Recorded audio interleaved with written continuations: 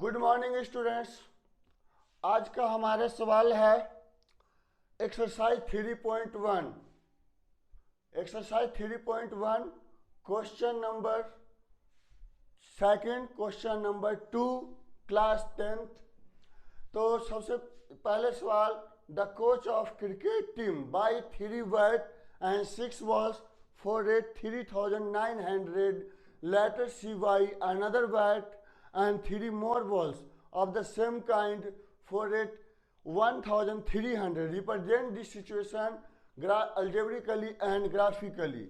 तो इसमें ये कहा गया है कि ये क्रिकेट कोच है जो 3 बैट और 6 बॉल 3900 रुपये में खरीदता है, और कुछ दिन बाद जो है 1 बैट और 3 बॉल और खरीदता है वो 1300 रुपये में। तो हमें इस सिचुएशन को ग्राफिकली और अल्जेब्रिकली दोनों रिप्रेजेंट करना है। तो सबसे पहले हम अल्जेब्रिकली रिप्रेजेंट करते हैं। सबसे पहले लेट मान लेते हैं, let cost of one bat, cost of one bat x रुपए, कॉस्ट ऑफ वन बॉल 22 रुपए। एक बैट की कीमत 1 रुपये मान लेते हैं और एक बॉल की कीमत 22 रुपये मान लेते हैं। तो इस तरीके से अगर एक पेन की कीमत 5 रुपये है तो 3 पेन की कितनी हो जाएगी? 15, यानी मल्टीप्लाई करेंगे। तो इसी तरह से एक बैट की कीमत 1 रुपये है, कितनी है? 1 रुपये। तो 3 बैट की कीमत 3x, कितनी हो जाएगी? 3x। और 6 बॉल की कीमत 6y। तो ये दोनों मिला करके कितने में आया है? 3900। ये इक्वेशन फर्स्ट, 3900। अब आगे चलते हैं। अगेन अकॉर्डिंग टू क्वेश्चन कह रहा है एक अलग से दोबारा बैट खरीदा गया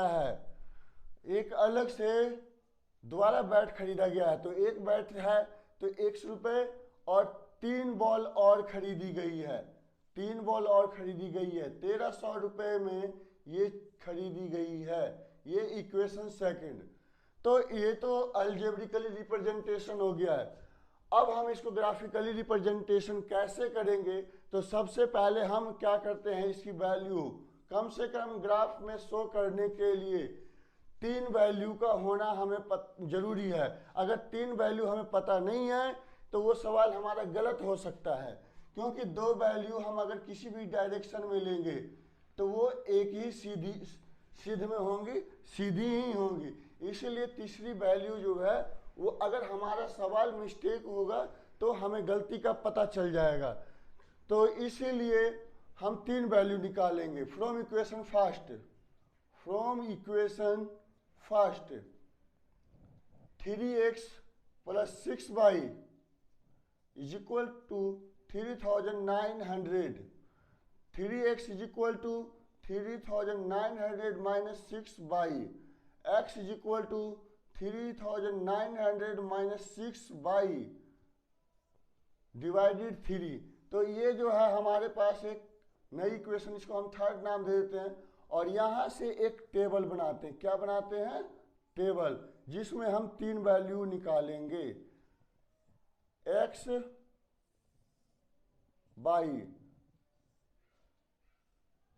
बाई।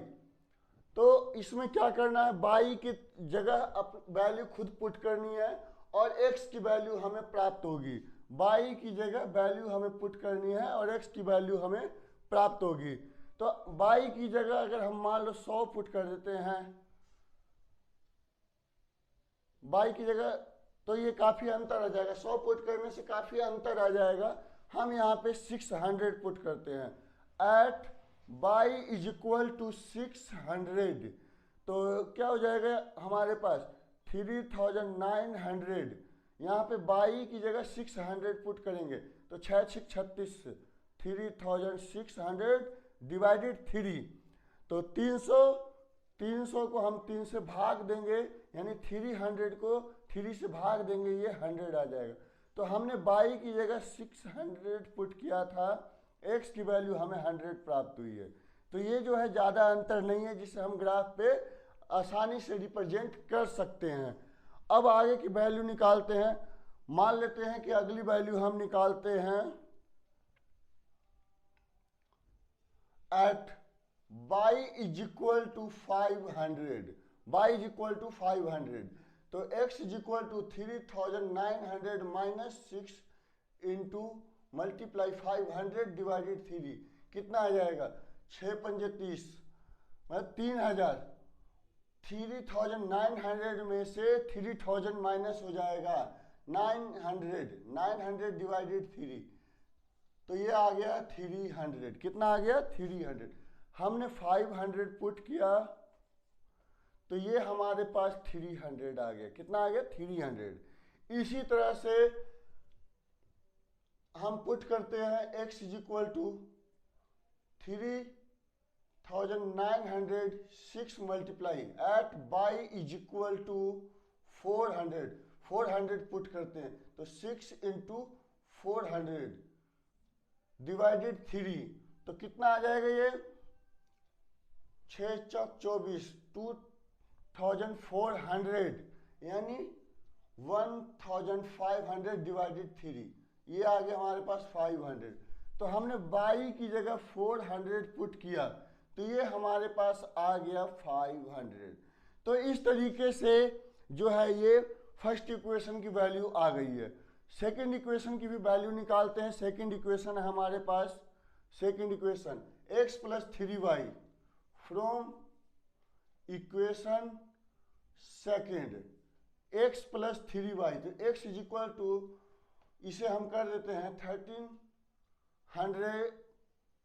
1300 माइनस 3y, मतलब 1300 माइनस 3y।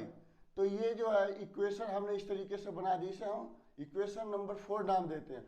अब इसका भी टेबल बना देते हैं, इसका भी हम टेबल बना देते हैं x y,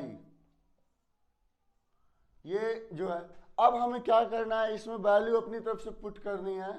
तो मान लेते हैं at y is equal to 300, y is equal to 300। Value हमें ऐसे पुट करनी है, जो वैल्यू हम पुट कर रहे हैं आंसर हमारा जो आए, जो दूसरी वैल्यू है वो उसी के आसपास में आए, तो इससे हमें ग्राफ में जो है शो करने में आसानी होगी। तो y is equal to 300 put करते हैं तो x is equal to 1300 minus 3 in multiply 300, तो ये आ गया 400। कितना आ गया 100, 3000 में से 900 माइनस हो जाएगा 400, तो हमने y की जगह 300 पुट किया, ये 400 आ गया। इसी तरह से y की जगह हम 200 पुट करते हैं, y इज इक्वल टू 200, तो x is equal to 1300 minus 3 multiply 200, तो ये हमारे पास आ जाएगा कितना 600 माइनस हो जाएगा 100, 3000 में से 1300 में से 600 माइनस हो जाएगा, तो ये आ जाएगा 700 यानी 700। कितना आ जाएगा 700 आ जाएगा। कितना आ जाएगा ये 700।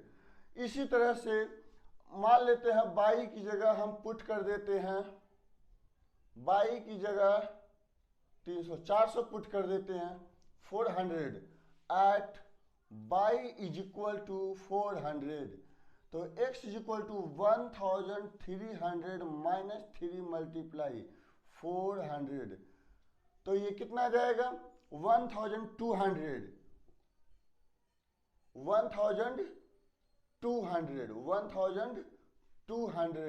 तो ये आ जाएगा हमारे पास 100। कितना आ जाएगा 100, 400 हमने पुट किया, ये 100 आ गया। तो इस तरीके से जो है ये हमने दोनों को ग्राफ पॉइंट निकाल लिए। बस इसे हमें क्या करना है, ग्राफ पे रिप्रेजेंट करना है, जो हम पहले इसके क्वेश्चन नंबर फर्स्ट में उसकी पूरी जानकारी दे चुके हैं।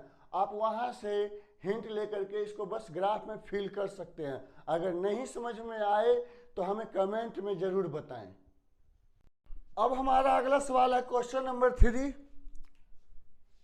सवाल नंबर 3 क्या है? अगला सवाल हमारा, the cost of 2 kg apples and 1 kg of grapes on a day was found to be rate 160.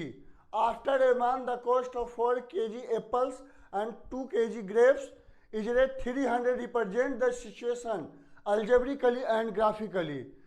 कह रहे कि 2 किलो एप्पल और 1 किलो जो अंगूर की कीमत है वो 160 रुपये किसी दिन पाया गया, और कुछ एक महीने बाद जो है 4 किलो एप्पल और 2 किलो अंगूर की कीमत जो है 300 रुपये पाया गया। हमें इस सिचुएशन को ग्राफिकली और अलजेब्रिकली रिप्रेजेंट करना है। तो सबसे पहले let cost of 1 kg Apple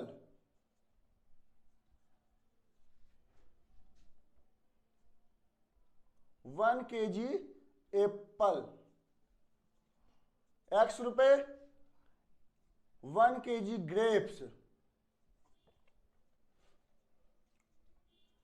y रुपए, 1 किलो सेब की कीमत x रुपए, 1 किलो अंगूर की कीमत 22 रुपए हमने मान लिया है। अब क्या करें? 2 किलो, 1 किलो को x मान लिया तो 2 किलो 2x, कितना हो जाएगा? 2x। According to question 2x 2x plus 1 kg grapes plus y is equal to 160। Equation first, ये हमारा फर्स्ट इक्वेशन हो गया। सेकंड इक्वेशन है, 4 kg apple 2 kg grapes, 4 kg again according to question 4 kg apples and 2 kg grapes 2y is equal to 300 rupees. ये 300 रुपये, कितना? 300 रुपये का खर्चा। तो अब हमने तो इसको अलजेब्रिकली रिप्रेजेंट कर दिया है। अब ग्राफिकली के लिए हमें 3 वैल्यू निकालनी है, तो वो हम पहले ही बता चुके हैं। उस तरीके से भी इस सवाल को आगे कर सकते हैं, 3 वैल्यू निकाल कर।